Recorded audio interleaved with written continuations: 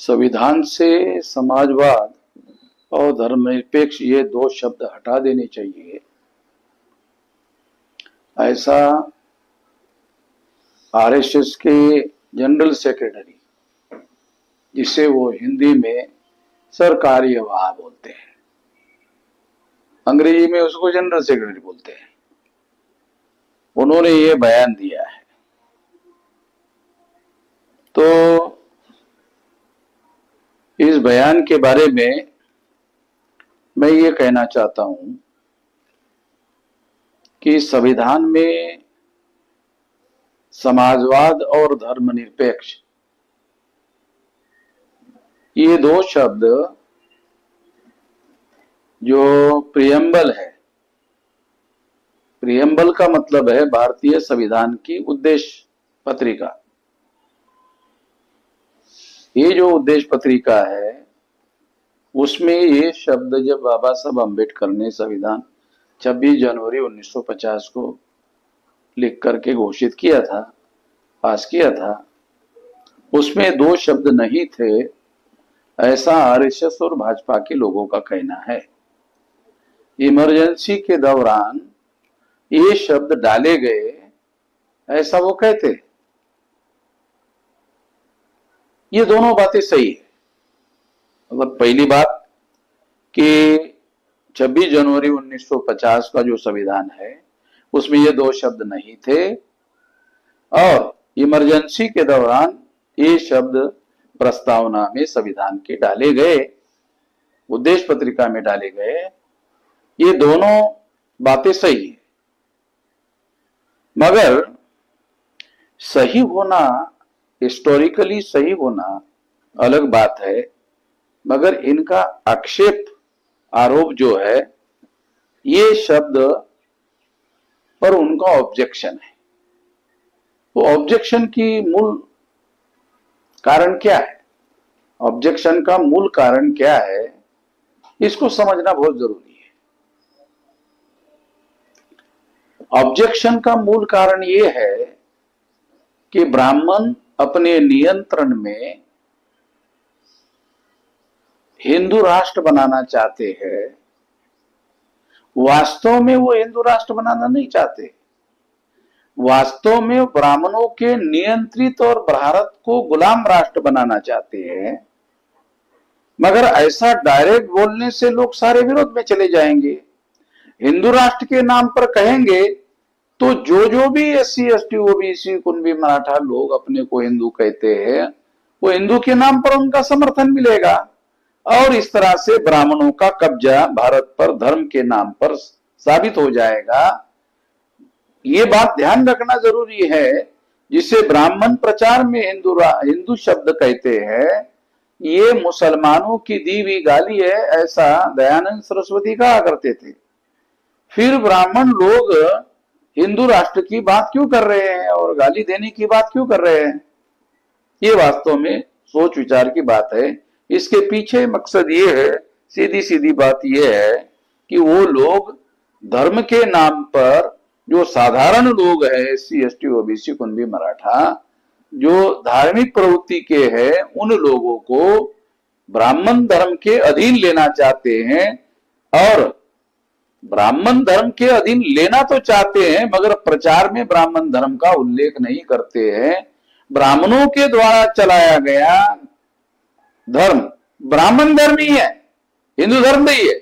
हिंदू तो मुसलमानों की दी हुई गाली है। मुसलमान को आगमन के पहले इस धर्म का नाम ब्राह्मण धर्म ही था। मुसलमानों के आने के बाद उन्होंने हिंदू हिंदू कहना शुरू कर दिया। मुसलमान भी इस बात को समझ नहीं रहे हैं, और मुसलमान भी हिंदू हिंदू कहते रहते हैं। मुसलमानों को यह समझ में नहीं आता कि इससे ब्राह्मणों को फायदा हो रहा है, इसके बावजूद भी वो ये बातें दोहराते रहते हैं। जितना मुसलमानों की वजह से हिंदू राष्ट्र निर्माण करने में सहूलत हुई, उससे ज्यादा आरएसएस भाजपा के लोग ये काम नहीं कर रहे हैं, जितना मुसलमान ये इस काम को अंजाम देने के लिए इनडायरेक्टली ये काम कर रहे हैं। मैं ये नहीं कह रहा हूं कि मुसलमान हिंदू राष्ट्र का निर्माण करने के लिए, ब्राह्मणों के नियंत्रित राष्ट्र निर्माण करने के लिए जानबूझकर काम कर रहे हैं। वो अनजाने में काम कर रहे हैं, उनको समझ में नहीं आ रहा है। और समझ में नहीं आ रहा, इसकी वजह यह है कि मुसलमानों में राष्ट्रीय स्तर पर लीडरशिप का अभाव है, जो सही तरीके से देश की परिस्थिति को समझे और प्रतिक्रिया देने का काम करे। ये अभाव राष्ट्रीय स्तर के लीडरशिप ना होने की वजह से हो रहा है। एक तो ये मैं इस पर कहना चाहता हूं।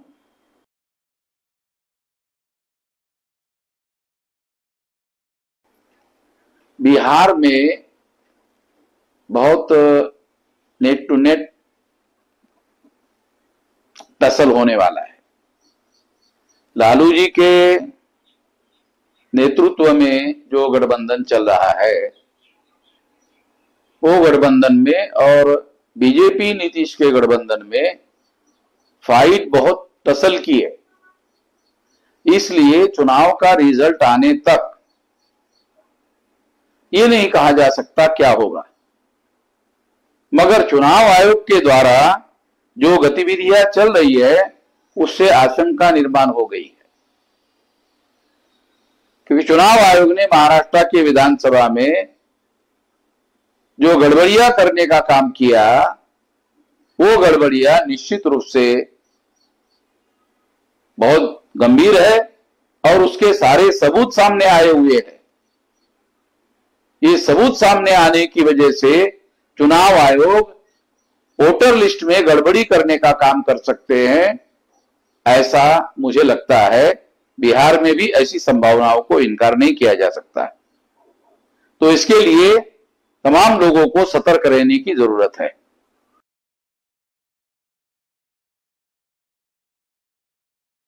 ब्राह्मण धर्म ग्रंथों का एक यादव जाति का ओबीसी आदमी कथा वाचन करके बात कहता है, ये मूर्खता की हद हो गई है।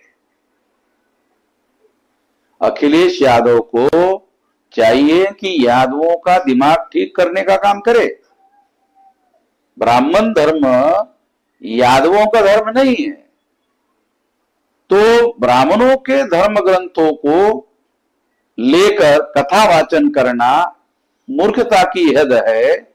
और यादवों को इससे सबक लेना चाहिए कि ब्राह्मणों ने उसकी पिटाई की। मैं एक दृष्टि से कहता हूं कि ये सही ढंग से पिटाई की ताकि यादवों को सबक हो जाए। मैं इसीलिए कह रहा हूं कि ये पिटाई करने से प्रमाणित हो गया कि ब्राह्मणों के धर्म ग्रंथ यादवों के धर्म ग्रंथ नहीं है। यादवों को समझ में आना चाहिए, नहीं आ रहा है इसलिए पिटाई हुई। अब पिटाई करने के बाद उन लोगों को कम से कम यादवों को समझ में आएगा। और मैं ये कहता हूं यादवों के साथ साथ ओबीसी को भी समझ में आना चाहिए। ये ओबीसी के भी धर्म ग्रंथ जो है ब्राह्मणों के धर्म ग्रंथ नहीं है। ब्राह्मणों के धर्म ग्रंथ ओबीसी के धर्म ग्रंथ नहीं है, इसको समझने की जरूरत है।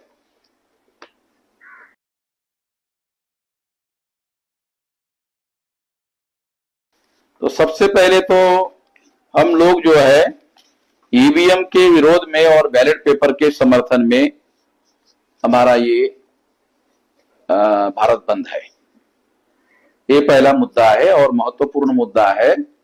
और इसके बारे में अभी महाराष्ट्र में जो कंट्रोवर्सी सामने आई है और जो सबूत सामने आए हैं घोटाले के, ईवीएम में घोटाला किस तरह से बीजेपी ने किया है, और खास तौर पर जो मुख्यमंत्री है फडणवीस, उसके चुनाव क्षेत्र में किस तरह से ज्यादा वोट, फर्जी वोट जो है सामने पकड़े गए हैं, उसके आंकड़े चुनाव आयोग घोषित नहीं कर रहा है।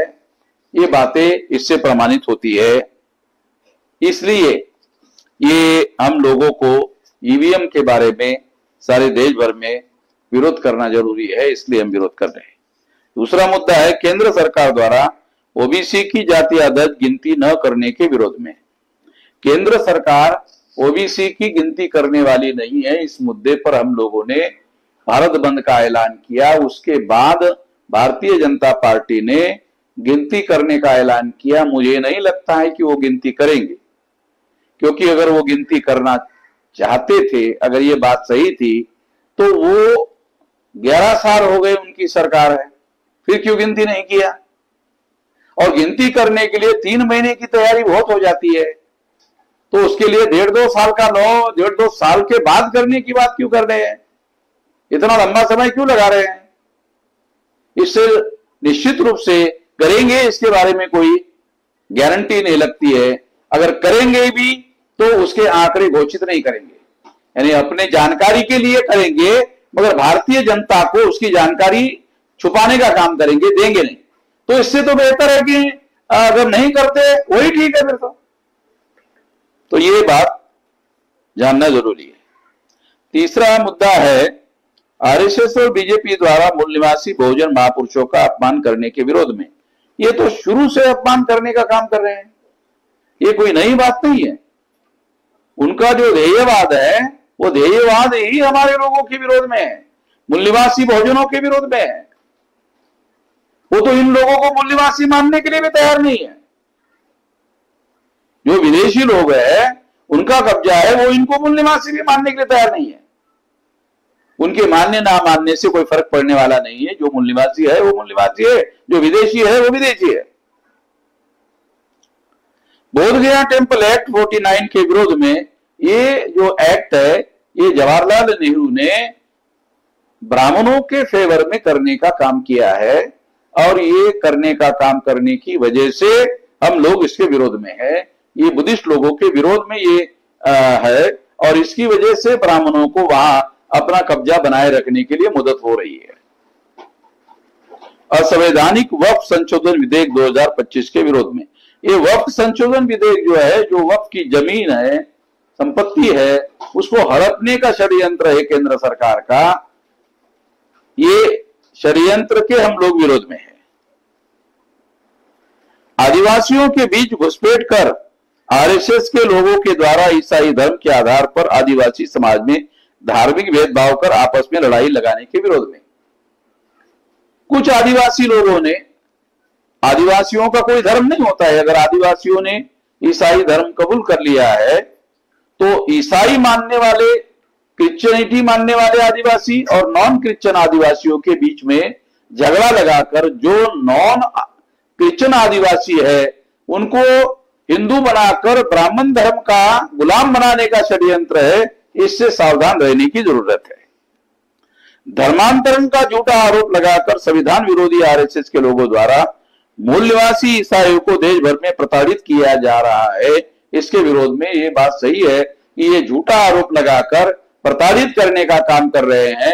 इसके विरोध में ये सारा का सारा आंदोलन है। इसलिए मैं सभी लोगों से अपील करता हूं कि वो इस आंदोलन का देशव्यापी समर्थन करने का काम करे। धन्यवाद।